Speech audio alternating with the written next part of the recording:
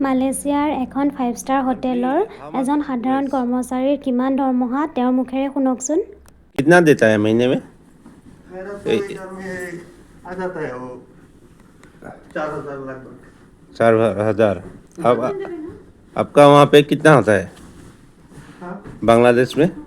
बांग्लादेश में 1 लाख के ऊपर होता है थोड़ा। 1 लाख के ऊपर? हाँ हाँ।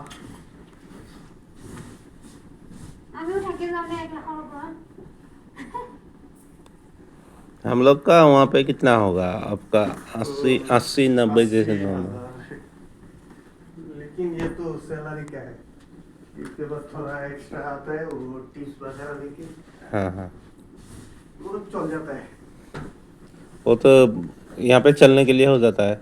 हाँ। और चेंज करके दीजिए ना, ये वहाँ लग गया था। Okay okay. बांग्लादेश में 1 लाख में जमीन मिलता है ना? तो अभी नहीं मिलेगा। हाँ, अभी तो बहुत महंगा है। बहुत महंगा है। हाँ। মানুহজন বাংলাদেশৰ, তেওঁ বাংলাদেশৰ পৰা গৈ মালয়েছিয়াত কাম কৰি আছে আৰু এইফালে ময়ো ৰেডি হৈ আছিলোঁ।